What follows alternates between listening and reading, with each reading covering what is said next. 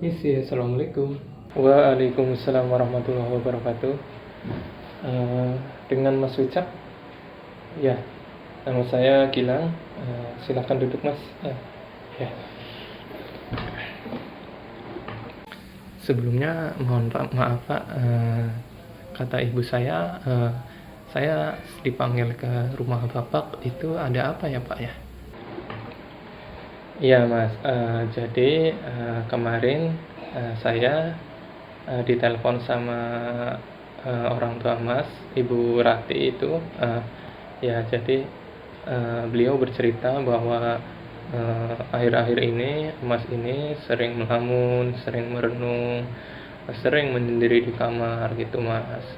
Eh, Boleh saya tahu nggak Mas, kenapa Mas seperti itu? Nggak ada apa-apa sih Pak, cuma masalah biasa gitu Pak. Oh, nggak apa-apa Mas, diceritakan saja, nggak usah malu. Barangkali kan saya bisa kasih solusi ke Masnya gitu loh. Daripada Mas menyimpan masalah itu sendiri kan malah jadinya nanti makin parah Mas. Ya, coba Mas diceritakan ya. Jadi begini Pak ceritanya, saya kan punya seorang kekasih gitu Pak. Nah, kami karena tuntutan pekerjaan, saya keluar kota dan dia ini seorang guru Pak, dia ngajar di kampung.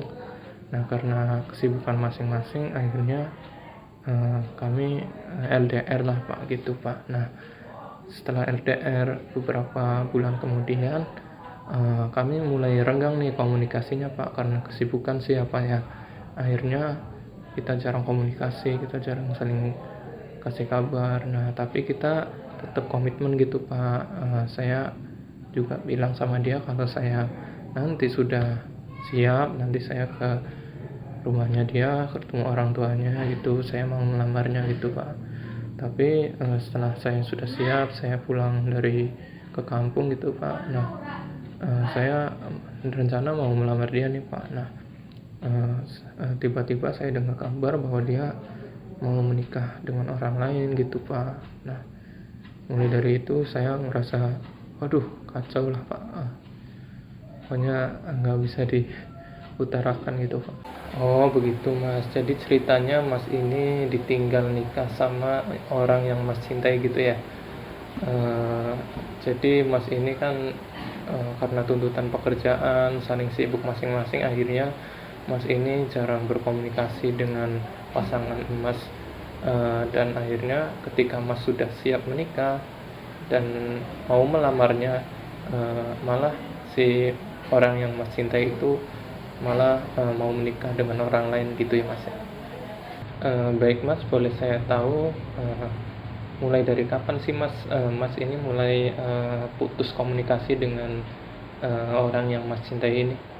Iya Pak, jadi awalnya kita sebenarnya itu baik-baik saja Pak. Nah, eh, setelah beberapa bulan, sekitar 6 bulanan lah gitu Pak, kita mulai sama sekali tuh nggak ada komunikasi, nggak saling kabar gitu Pak. Oh baik Mas. Jadi apakah Mas itu benar-benar nggak ada waktu buat ngabarin pasangan Mas ini gitu Mas? Ya gimana ya Pak ya, karena kan waktu itu kan saya kan benar-benar sibuk gitu Pak, sering lembur gitu. Jadi sebenarnya waktu sih ada, cuman ya karena saya emang pikirannya kita udah komitmen kan, akhirnya saya nggak bakal mikir macam-macam gitu Pak. Saya percaya aja gitu bahwa dia ya setia lah gitu Pak. Baik Mas, dalam menanggapi masalah yang Mas alami ini, sudah ada upaya dari Masnya nggak buat saya harus bangkit nih? Iya Pak, jadi saya itu benar-benar sedang di posisi bingung gitu Pak, sedang di posisi kacau gitu Pak. Ya selama ini saya kurang terbuka dengan orang tua saya gitu Pak. Ya saya pendam sendiri gitu masalah ini Pak gitu Pak.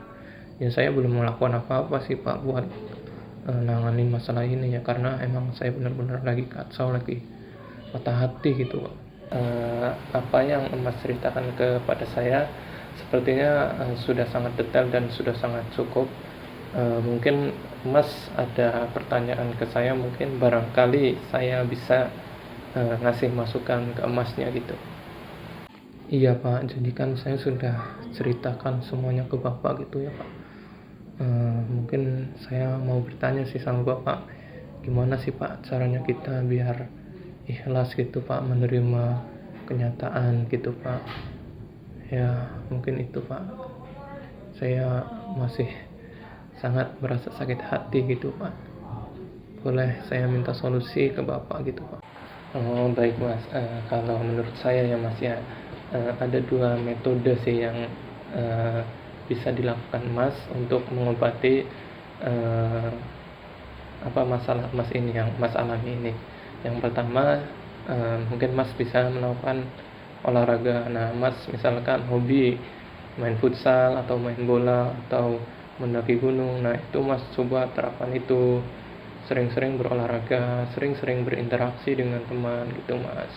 Nah itu kan bisa membakar energi negatif dari diri Mas. Kemudian yang kedua yaitu kita mendekatkan diri kepada yang maha kuasa, yaitu Allah Subhanahu wa taala. Dengan cara apa? Yaitu dengan cara kita memperbanyak salat, perbanyak zikir, perbanyak puasa gitu Mas. Nah kira-kira itu sudah diterapkan ke Masnya atau belum? Kalau belum, berarti Mas mulai dari sekarang harus diterapkan nih Mas. Pelan-pelan saja Mas. Misalkan Masnya jangan sampai ninggalin sholat wajib dulu nih. Nah kalau sholat wajibnya sudah, nah Mas tinggal tambahin dengan sholat sunnahnya, seperti sholat duha, sholat tahajud. Nah gitu Mas. Kemudian jangan lupa zikir, nah pagi petang gitu Mas. Nah kemudian Mas jangan lupa juga berdoa sama Allah, supaya diberikan keikhlasan hati, kelapangan hati gitu Mas, agar Mas mampu menerima apa yang Mas alami ini. Ya Mas harus yakin bahwa perempuan itu kan nggak cuma satu Mas gitu. Mungkin Mas, orang yang Mas cintai ini uh, bukan yang terbaik menurut Allah. Nah nantinya Mas mungkin akan dapat yang terbaik itu Mas. Kalau Mas sudah siap, insya Allah pasti Mas akan dapat gitu Mas. Akan dapat ganti yang lebih baik, yang lebih cantik, yang lebih manis gitu. Iya Pak, yang Bapak bicarakan itu betul sekali Pak. Selama ini saya jauh sekali dari agama gitu Pak. Saya jarang sholat gitu Pak, apalagi sholat sunnah Pak. Saya nggak pernah sama sekali Pak. Ya saya interaksi dengan teman, dengan orang tua, bahkan untuk olahraga saja saya jarang gitu Pak. Ya mungkin saya harus semangat kali Pak. Ya Pak, terima kasih ya Pak atas masukan dan bimbingan dari Bapak. Saya sangat terima kasih banyak itu Pak. Saya janji Pak, mungkin setelah ini saya yakin saya akan mampu melewati cobaan yang saya hadapi ini Pak. Sekali lagi terima kasih banyak Pak. Mohon maaf apabila awalnya saya kurang terbuka dengan Bapak, karena saya benar-benar sedang patah hati gitu.